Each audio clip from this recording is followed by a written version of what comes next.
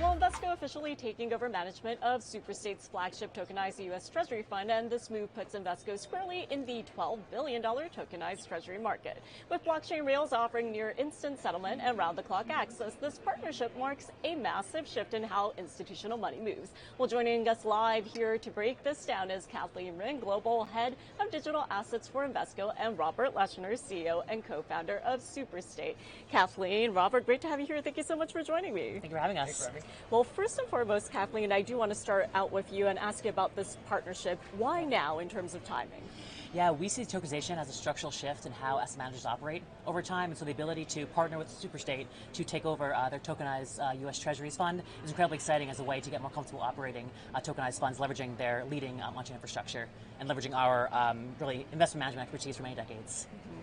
And Robert, I do want to move on to you. So tell us what this partnership means for Superstate. Yeah, this partnership is really significant because it's the first independent asset manager. Invesco's massive, successful, has an incredible track record on the Superstate platform. We started off by launching our own proprietary products. This is really the beginning of a shift from Superstate testing the tokenization process with our own products to working with the world's best asset managers. And so this is really Superstate moving from a in-house model to a partner model. And speaking of which, Kathleen, I do want to ask you how managing a fund on blockchain rails differs from what you're doing on a daily basis.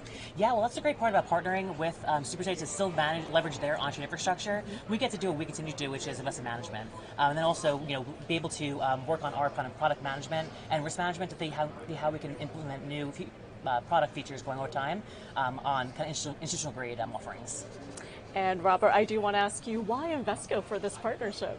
Yeah, we've been incredibly selective. We've diligenced all of the world's best asset managers, and Invesco really shined for us because of a couple things. One is their track record, but second is their desire, and thanks to Kathleen for this, to really push into using blockchains and tokenized infrastructure to grow their business. And so, for us, it's really a perfect, partnership because, it doesn't stop with USTB. USTB, $1 billion tokenized treasury product, is the ability for both of us to work together and learn from, sharing responsibility for, $1 billion product.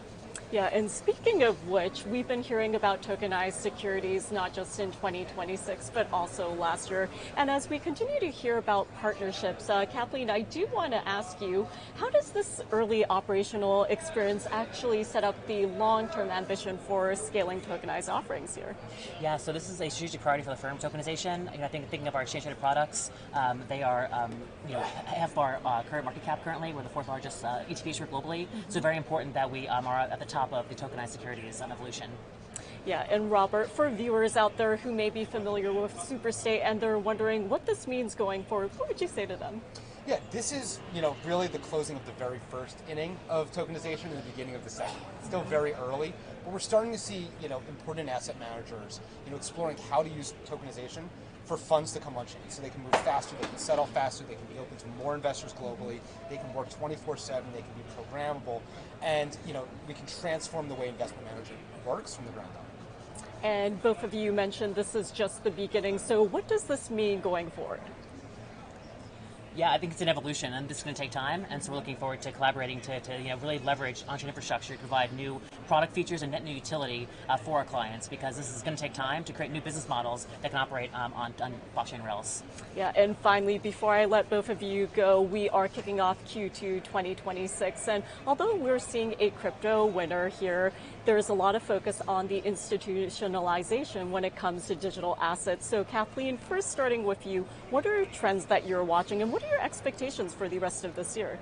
Yeah, I'm not sure who coined it, but they're saying the crypto winter is now the stablecoin summer, where really we're just seeing incredible adoption from institutional collaborating both asset managers, banks across the board looking to do new partnerships. Really, we see this as an infrastructure change going forward, a longer term. And Robert, what about for you? Well, instead of calling it stablecoin summer, I'm going to call it tokenized security summer. But it's not cold at all. I mean, things are heating up very quickly. You see that with Invesco coming into the market in the U.S. in a big way. There's going to be other asset managers, trying to break into this market as well. I think we're really at the beginning of, most funds, most assets migrating on chain because they're more useful. Yeah, and as we look ahead to not just Q2, but also beyond, we continue to watch what's coming out of the nation's capital in terms of the regulatory progress, because we're all watching to see what happens in terms of legislation. But from an innovation standpoint, what do you think is most important moving forward?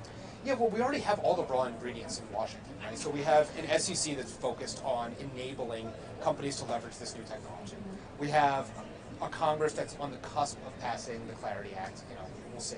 But, we have all the raw ingredients. There's a tailwind, right? Historically, we've had some headwinds, we've had some ups and downs, but right now, squarely Washington is behind, America using blockchain to make financial products and markets better. And so I'm bullish. Yes. And regulatory clarity is absolutely critical because we can operate in gray areas, and so that's why we're very excited for what's to hopefully come going forward. Well, Kathleen, as well as Robert, it was great having you join us today. Thank you so much, and we hope to have you back. Thank you so much. Thank you.